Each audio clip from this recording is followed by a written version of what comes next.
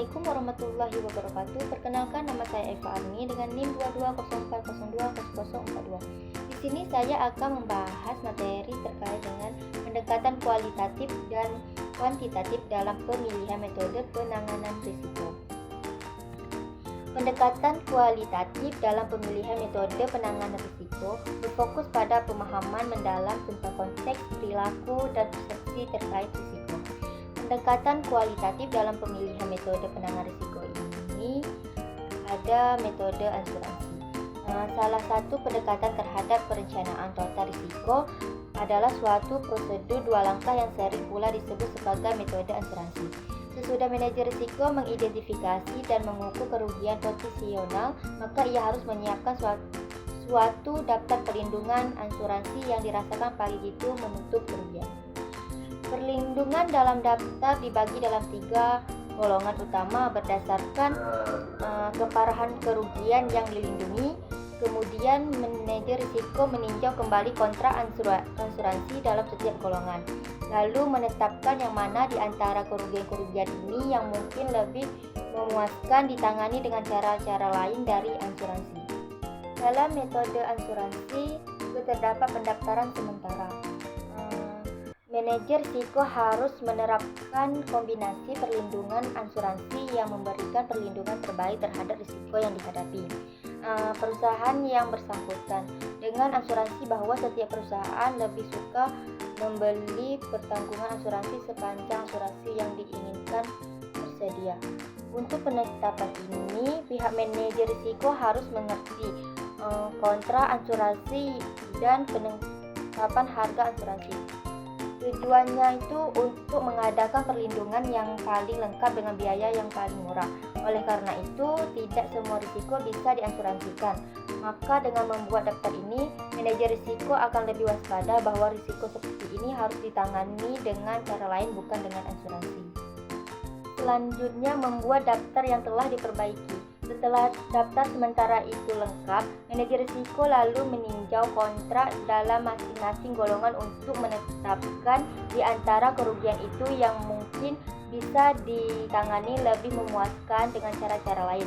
Misalnya, kontrak-kontrak yang dikeluarkan dari golongan yang esensial mungkin meliputi perlindungan terhadap pertama itu ada kerugian yang bisa dipindahkan kepada pihak lain atau bukan perusahaan asuransi dengan biaya yang lebih murah dari premi asuransi. Selanjutnya yang kedua, kerugian yang bisa dicegah atau dikurangi sedemikian rupa sehingga tidak lagi merupakan kerugian yang parah. Yang ketiga itu kerugian yang terjadi demikian seringnya sehingga kerugian itu dapat diperkirakan dengan seksama. Dengan hal ini asuransi mandiri lebih menarik karena menghemat pengeluaran.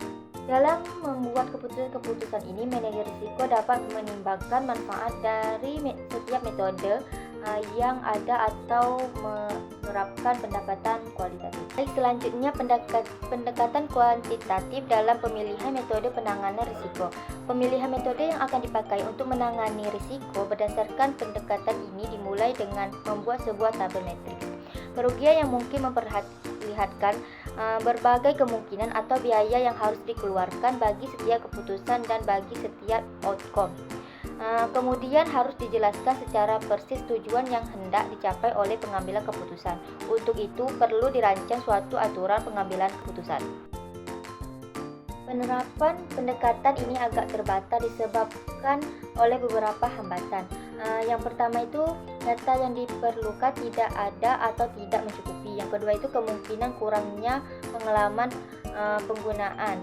Walaupun adanya keterbatasan tersebut, pendekatan ini sangat bermanfaat dalam menerapkan sesuatu keputusan manajemen yang penting.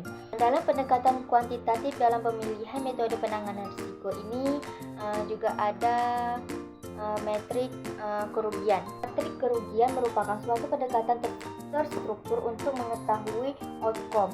Untuk menggambarkan konsep metrik kerugian diibaratkan sebagai sebuah gedung yang dimiliki oleh suatu perusahaan. Perusahaan dihadapkan pada suatu kerugian karena kebakaran dan yang akan terjadi adalah kemungkinan kerugian total atau sama sekali tidak ada kerugian. Selanjutnya, anggaplah bahwa manajer risiko harus memutuskan antara 3 perangkat tindakan, yaitu pertama untuk menanggung risiko. Yang kedua, untuk menanggung risiko serta menambah beberapa usaha pengamanan sehingga mengurangi suatu kebakaran. Ketiga itu ada untuk membeli perlindungan asuransi. Di matrik kerugian juga mempunyai analisis risiko kuantitatif. Analisis risiko secara kuantitatif merupakan metode untuk mengidentifikasi risiko kemungkinan kegagalan sistem dan memprediksi besarnya kerugian. Hasil analisis ini dapat digunakan untuk mengambil langkah strategi dalam mengatasi risiko yang diidentifikasi. Meskipun analisis kuantitatif ini menggunakan pendekatan matematis, namun pada prinsipnya analisis ini merupakan tindak lanjut yang mengikuti hasil analisis kualitatif. Selanjutnya, pengaruh kecemasan dalam menetapkan keputusan. Kecemasan tentang kemungkinan terjadinya kerugian sebelumnya tidak diperhitungkan sebagai biaya.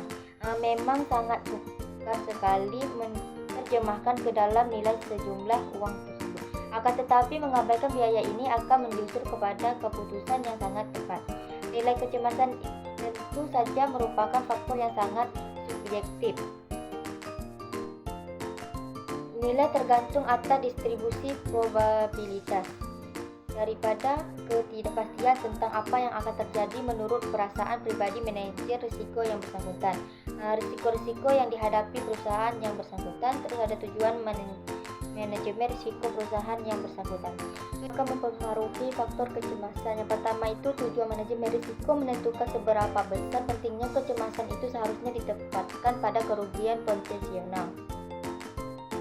Contohnya, perusahaan harus tahu seberapa besar risiko kebakaran agar prioritas mereka dalam pencegahan dan anggaran sesuai. Jadi fokus utama pada risiko yang paling serius dan berpotensi besar kerugiannya. Yang kedua itu tujuan manajemen risiko mencerminkan sikap perusahaan yang bersangkutan terhadap risiko. Perusahaan yang pilih untuk berhati-hati dan melindungi asetnya terus-menerus menunjukkan sikap hati-hati terhadap risiko, sementara perusahaan lain yang santai mungkin menganggap risiko kecil dan tak terlalu peduli. Baik, selanjutnya objektif dan aturan pengambilan keputusan.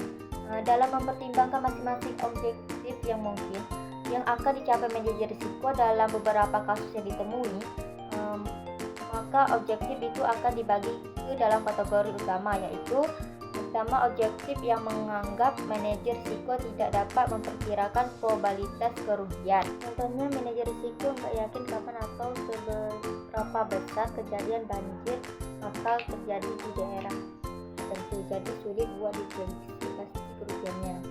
Yang kedua, objektif yang menganggap manajer risiko dapat memperkirakan probabilitas kerugian. Contohnya tuh seorang manajer risiko di sebuah pabrik yang sudah punya data dan catatan tentang kejadian kerusakan mesin sebelumnya. Dari situ dia bisa lihat kemungkinan mesin rusak lagi dalam waktu dekat dan berapa besar kerugiannya kalau sampai itu terjadi. Jadi dia bisa perkirakan seberapa besar kemungkinan kerugian dan menyiapkan langkah-langkah tertentu buat mengurangi risiko tersebut. Nah, kalau seperti itu si manajer percaya kalau dia bisa memperkirakan probabilitas kerugian berdasarkan data dan pengalaman. Selanjutnya, metode kecemasan dan pembelian asuransi. Dalam metode pembelian keputusan manajemen risiko, maka metode ini sering dinamakan metode penggelisahan atau worry method. Dengan worry method dapat dijelaskan mengapa orang lebih suka membeli asuransi daripada menanggung sendiri. Sebagaimana sudah dijelaskan dalam menetapkan premi, asuransi akan membebankan biaya yang bersifat prospektif. Penanggungan menghitung kerugian harapan rata-rata dialami pihak tanggung yang kualitas dan kualitasnya sama. Kepada perkiraan kerugian yang diterapkan itu penanggung menambah sejumlah beban untuk biaya operasi, laba, dan cadangan. Oleh karena itu, sebelum seseorang membeli asuransi, mereka harus memahami bagaimana mereka akan membayar jumlah premi yang lebih besar dari jumlah kerugian potensial yang mereka alami. Metode kecemasan dan pembelian asuransi memiliki faktor yang mendorong orang membeli asuransi. Yang pertama itu ingin membuang kecemasan akibat fluktuasi dalam kerugian kebetulan. Yang kedua itu ada menanggung sendiri kerugian kebetulan yang dapat diasuransikan mungkin akan menimbulkan kerugian kebetulan yang tak dapat diasuransikan. Nah, yang ketiga itu ada perkiraan kerugian yang dihitung sendiri lebih besar dari perkiraan pihak asuransi. Dan yang keempat, nilai servis yang disediakan pihak asuransi seperti infeksi, keselamatan, penyesuaian kerugian. 4. Nilai servis yang disediakan pihak asuransi seperti infeksi, keselamatan, dan penyesuaian kerugian. Baik, itu saja yang dapat saya sampaikan terkait materi pendekatan kualitatif dan kuantitatif dalam pemilihan metode penanganan risiko. Saya ucapkan terima kasih. Wassalamualaikum warahmatullahi wabarakatuh.